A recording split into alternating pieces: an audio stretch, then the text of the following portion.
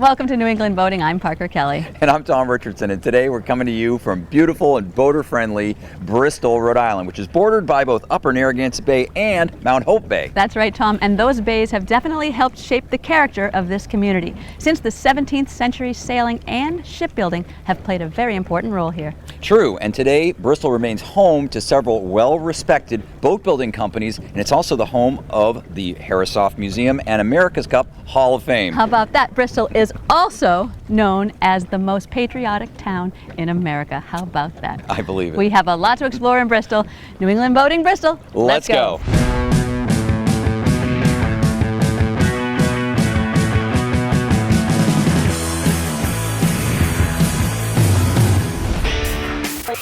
That lobster roll looks delicious. I'll give it to you. To another great destination. Are you shopping for me? Oh, there's a fish. Parker's goofing around. Gonna miss. Make short, sharp sweeps with the rod. Oh, we want the fish that can eat that thing. Oh, yeah. Hang on, Parker. Tom, don't joke. I am here with Al Elson of Striper Marina in Barrington, Rhode Island, and Al has been kind enough to provide us with the Pursuit C260 center console that we'll be using in this episode. Striper Marine is also the only place to get fuel really in this area. Isn't that right, Al? That is correct. Mm-hmm. And tell us a little bit about the history of your marina here. The marina was started back in 1969, one dock, and was mainly for striped bass fishing with a small group of guys.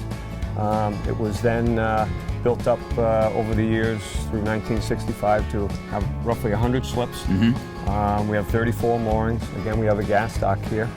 We have a launch ramp. Yeah, very important. And we store boats. We store about 175 boats during the winter time, mm-hmm. and we service 225 boats during the season. So. Yep. Well, we're excited to be here, and can't wait to get started on the C260. Looks forward to a good day. Catch some fish. All right, let's go.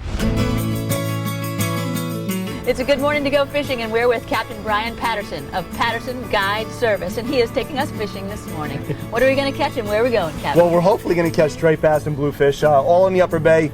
A lot of striped bass have been working the area, all from 16 to 25 pounds, both on the east and west side of Bristol. So with any luck, we'll find some bait early in the morning and get some fish early.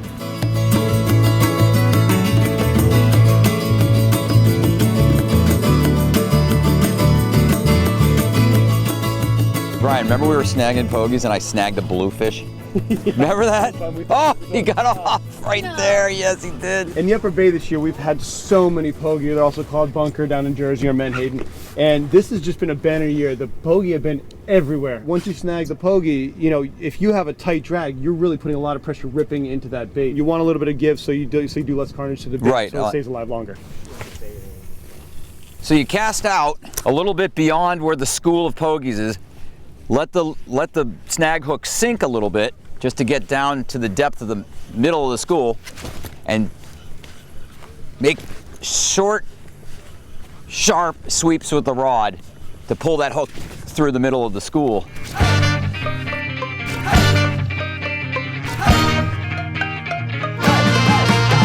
Hooked up maybe 15 minutes after arriving at Brian's secret spot here. Oh look, there he is, he's up on the surface. Fish took a live pogie, dropped down on a 2-ounce bank sinker. Parker's hooked up right now. Double header. Oh, he's off. Oh man, my guy took my pogie. You had to show me up again, huh? Good job. Oh, no, beauty. Gorgeous bass. This is beautiful straight bass. Now this is an average fish, believe it or not, for this year. These fish have been huge, nice and thick. They're feeding on pogie. Hey, Captain Brian. What's going on over there? Pretty good, man. You certainly put us on the fish in short order. That's another nice fish right here. Look at that rod bend. Well, that one inhaled the live pogie. Nice fish. Oh, you get a nice fish on. Yeah. Another beautiful striper. Another beauty. Another beauty, number 3, little less than 10 minutes. It's a beautiful thing when we have this many stripers in the Upper Bay. We're really, really fortunate to live where we do and have this gorgeous migratory species coming up and just blessing us and for this kind of day and allowing us to catch it and release it. So Congratulations. Well, special thanks to our host, Captain Brian Patterson. He's the Thank you so much. man. Appreciate it. Put us on the stripers in short order. Exactly. If you want to catch stripers in the Bristol area, call this man right here, Patterson Guide Service. But don't go away. We got lots more New England Boating TV coming your way, including a little restaurant thing with cooking it up with the Parker at the Dewolf Tavern. So stick around. I'm not getting this one. All right, over we go.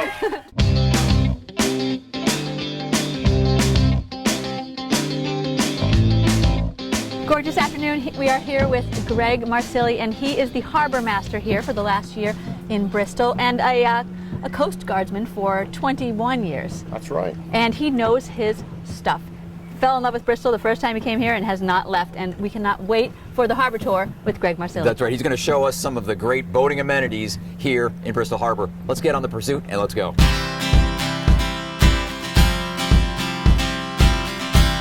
Now, the town of Bristol has transient moorings, right? Town-managed transient moorings? Yeah, we have 14 transient moorings. We can handle boats from 30 feet to 65 feet.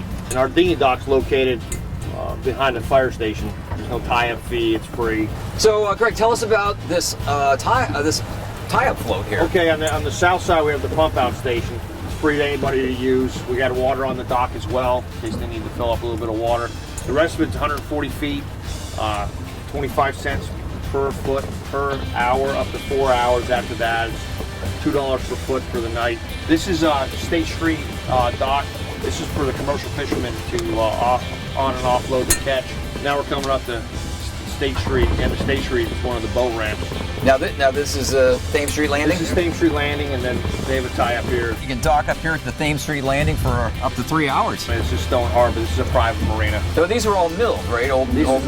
All old mill buildings they redid. They look good. And then, you can always buy the marina slip to go with it. This is the Independence Park boat ramp. And that's free too, right? And that's free. There's no charge down here for the waterfront activities. Well, Harbor Master Greg, that was a great tour. You confirmed our suspicions. This place is very cool. Yeah, very friendly, very cool. Lots of great accommodations for transients and day trippers. It's really inviting. Come back. Oh, you bet we will. We absolutely will. And so are a lot more people too. Yeah, well, that's so good. Get ready. You're going to be busy.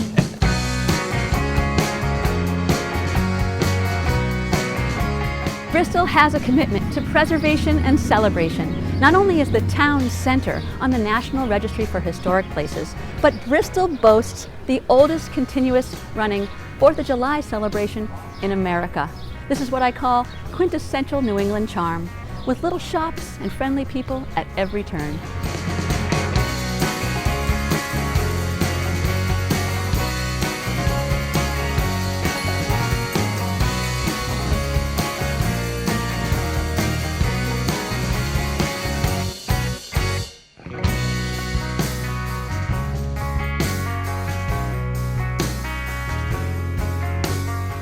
Tell us about your shop. I love it. I love It's a my feast for the shop. eyes. I love my shop. I would have never known that I would be a local artist and have a cute little shop.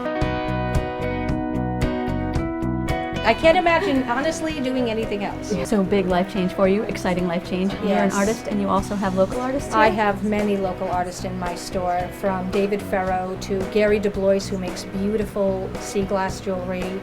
Oh my goodness, Julie Martin, so many of them, painters and potters. And I love that I can give them an opportunity to show off their art in a local town that they live in, and I can sell their wares for them, which is fabulous. Charming shops and friendly people everywhere you turn. Welcome to Bristol. All these half models, these were all hand carved? And then we just slap it on the wall. So you guys don't use rakes? This is like all bare-handed?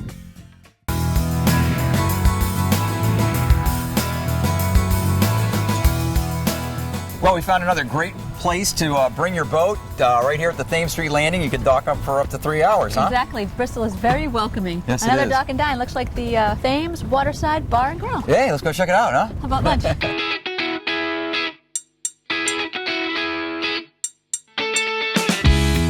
Well, Tom, this is their signature dish.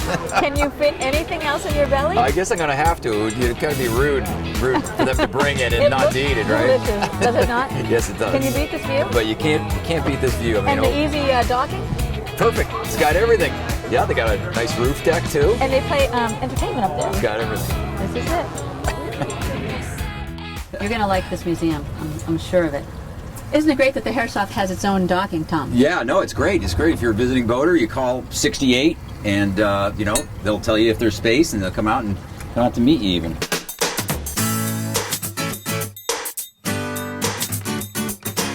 Well, I'm here with Dyer Jones. He's the CEO of the Herreshoff Museum, and we're standing in the aptly named Hall of Boats. And it's an incredible collection of restored wooden boats you have here, Dyer. It's amazing. It really is. And the museum's been in business for 43 years. And we have a collection of about 60 boats. Well, let's take a look around here and show us some of these great boats you have here in the Hall of Boats. I'd be glad to. Okay, let's Actually, standing right here, this is Sprite. This is the oldest boat in our collection. She's a Narragansett Bay catboat. She is the oldest boat in Rhode Island. Really? She is probably the oldest catboat surviving anywhere, anything that we've found.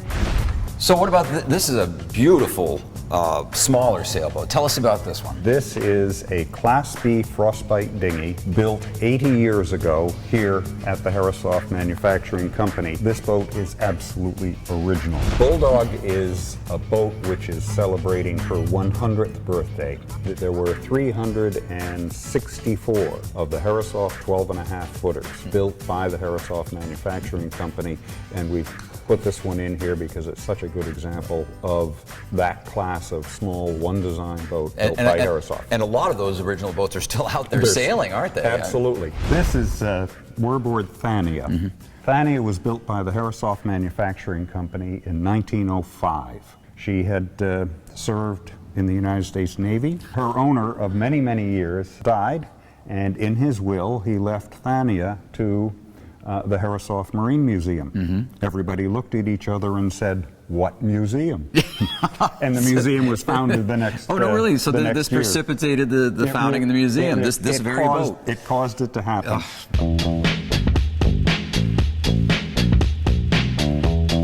So we're in the model room now, and all these half models, these were all hand carved? Yes. There are approximately 535 models in the two rooms that make up the Nathaniel Green Herreshoff model room, and almost all of them were carved by Nathaniel Green Herreshoff himself. That's incredible. Every single boat that was built by the Herreshoff Manufacturing Company is represented by a model in these rooms. So it all started with these? It all started with these. He did not design on paper.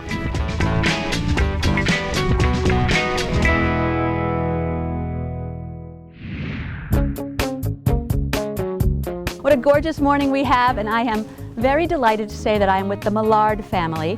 Maggie, Nick, Caroline, Charlotte, and Grandpa Grumpy. And we are going over to Hog Island. The great thing about Bristol is that there's a lot of little day trips you can take. And one of their favorite things to do on their boat as a family is to go quahogging. So that's what we're gonna do. You ready?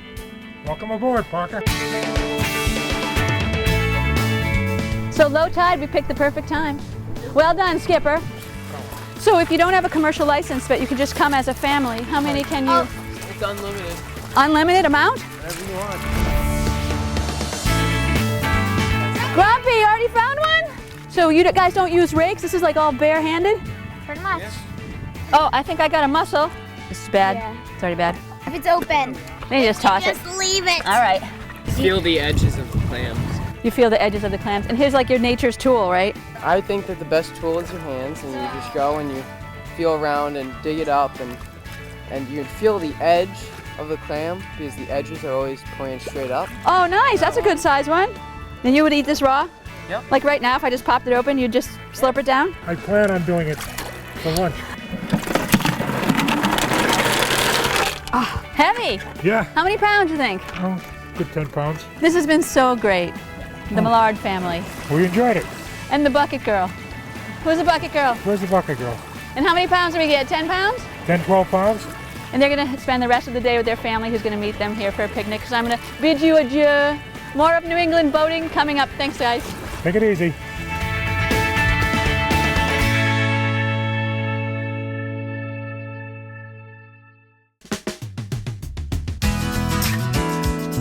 I'm standing outside of Dewolf Tavern, a historically renovated stone warehouse on the waterfront here in Bristol. It's the sister property to the Bristol Harbor Inn. I'm going to go in and I'm going to meet the chef and have a nice dinner here.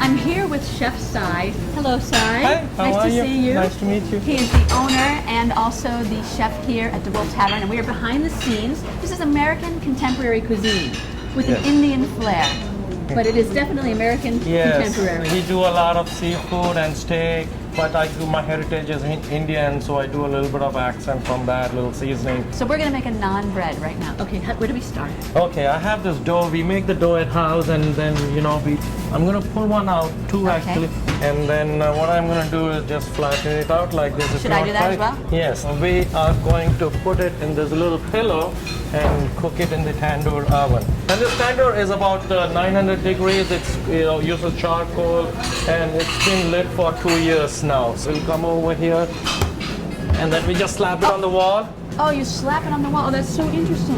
And then it's going to take about 3 minutes for it to cook it up.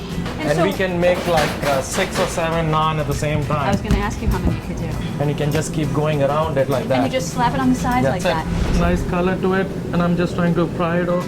There we go. You have a naan bread over there. Beautiful. Look at that. I'm going to put the one, I'm going to make it into an arugula pizza, other one with the cheddar and bacon. Okay. So here we have what do we do? bacon over here and cheddar cheese if you want to just add to that on top. How was that? Is that too much? Is that good? More, a little bit more.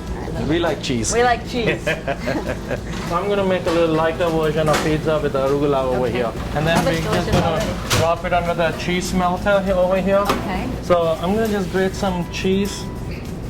I'm going to put a little bit of... Is that balsamic? Or? Yeah, aged balsamic and a little bit of truffle oil. Beautiful. And then you can try one. All right, I guess I will. It's nice and light, it's fresh. It is. That's delightful. Thank you so much. You're welcome. This has been so fascinating for me. Thank you. you so much, Cy. Thank you very much. More of New England boating coming up. Stay with us.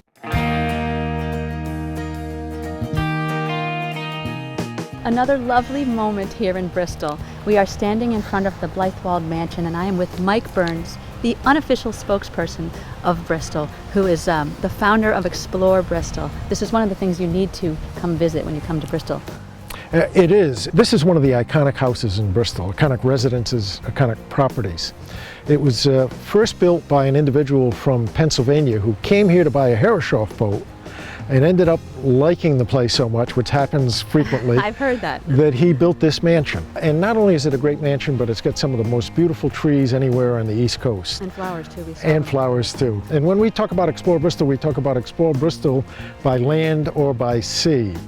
And what we're trying to do is we're promoting Bristol as a quintessential New England waterfront town, steeped in history with a wide variety of cultural and natural resources. So by land or by sea, right. Tell us about the kayak trails that you've established. We've got 3 or 4 different blue water trails or kayak trails that start at some of the boat ramps, boat launches, but in some cases just a public way to the water. Now if people want to find those, are those on your Explore Bristol site, or do you have a link from there? There is a link under the Marine tab on the website that will give you a good depiction of the blue trails. Mike Burns, thank you so much. This has been so nice Parker, to meet you. It was great to meet you. So nice to spend some time in Bristol. And glad you enjoyed your stay here.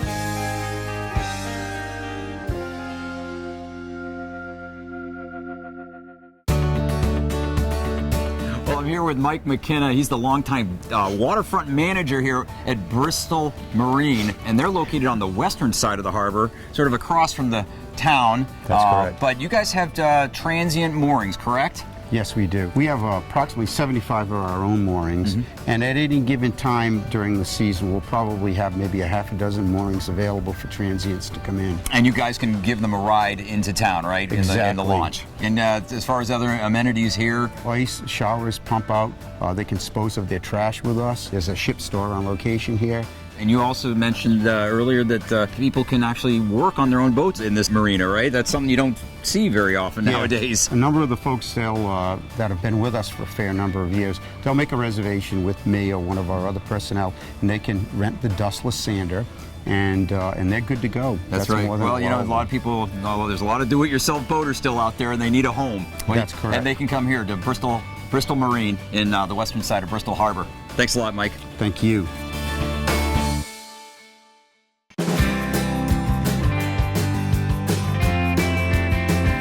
I'm here at the Bristol Yacht Club and I'm waiting for Captain Jim Lengel, who has offered to take us out for a sunset sail. Hello, good evening, gentlemen. Welcome, Parker. Thank you. Hi. Nice to meet you. Gorgeous night for a sail. It's beautiful. Nice to meet you too. You ready to go? I sure am. This 38-foot yawl, It is Top Cat. and the wind's perfect. Tonight it's perfect. It's exactly what we need. And what's Paul's role again? Mizzen trimmer. He's the mizzen trimmer. That's that sail and back.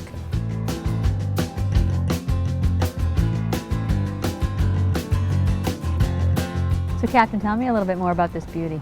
Gorgeous. Well, gorgeous. this is an Illyrian Express 38 yawl. It was made right here in Rhode Island about 15 years ago. And it's a cruising boat. It's a boat to take your family out and enjoy a cruise of a day or a week or a month. We also use it to race. Oh, that was lovely. If people want to sail with you, how can they find out more information? They can go to yawls.net, YAWLS.net. Look for Top Cat. Thanks so much, you guys. That was great. Great sailing. Good sailing. You did the work. Thank you. We just sat around and had a ride. That's it for this edition of New England Boating from Bristol. What a time we've had. What a great I would place. say. And I got to say, I'm really impressed by the effort that Bristol is making to accommodate transient boaters and day trippers. Agree, and actually tourists in general. I found that the shop owners and everyone that I've met was welcome to Bristol, genuinely, sincerely welcoming. It was beautiful. And a special shout out to Striper Marina in Barrington for providing the pursuits that we used in this episode. And also Al, who was our very special camera boat operator. Al Elson, Thank you you, rule. Al. Well, to find out more about Bristol and other New England boating destinations, check out our website, newenglandboating.com. And also follow us on Facebook for behind-the-scenes photos and to find out where we're going to be next week. Until next time, I'm Tom Richardson. And I'm Parker Kelly. See you soon. See ya.